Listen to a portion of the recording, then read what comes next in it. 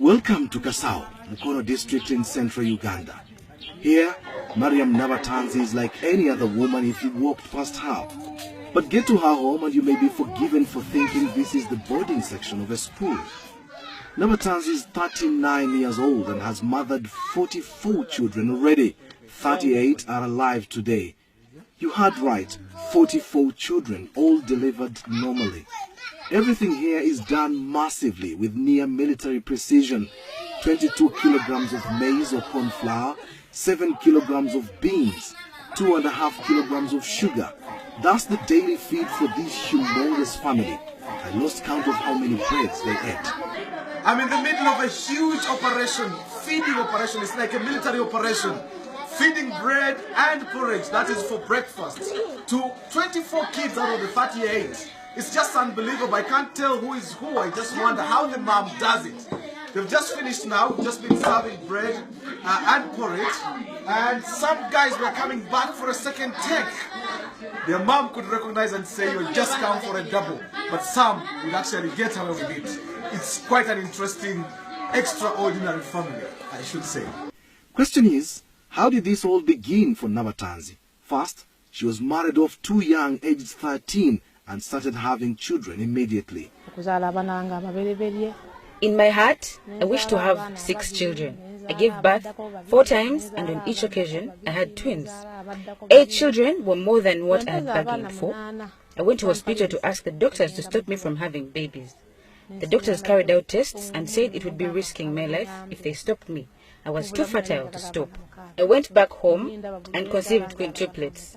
5 children at once and then 2 times more. With 23 kids, I thought it was too much and I went back to hospital. But the doctors said they couldn't stop me without risking death. I was pretty healthy, having natural births.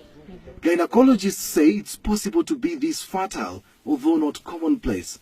But once you have these many children, my question then is, how hard is it to name these children? We both break into a bout of laughter. We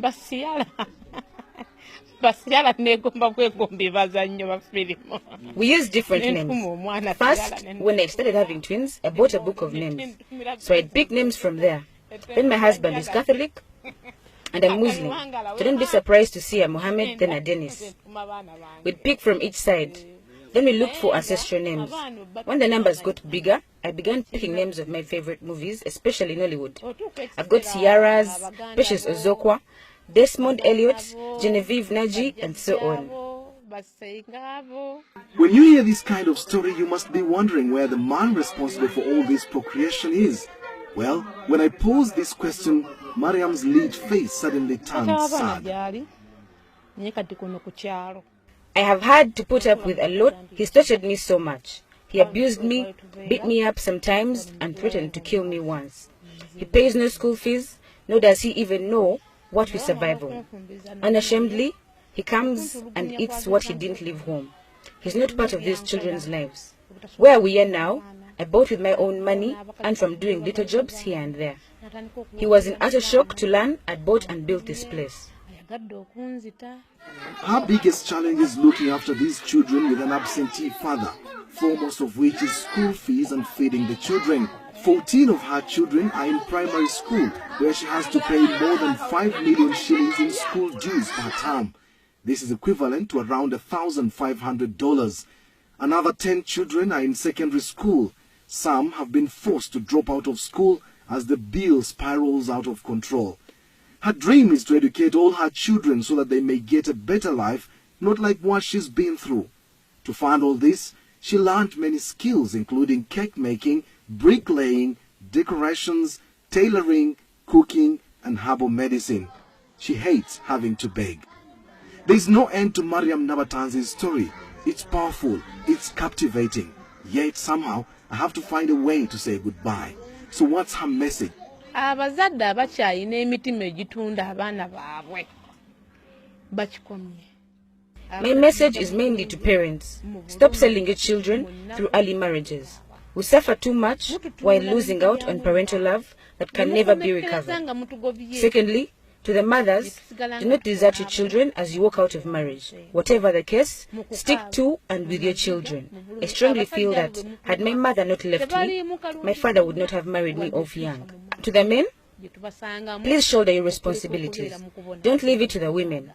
A man puts up a shop for you and they imagine all is sorted. No buying anything anymore at home. You forced us to become like men. Reclaim your status as men. Show us love and let us do our responsibilities.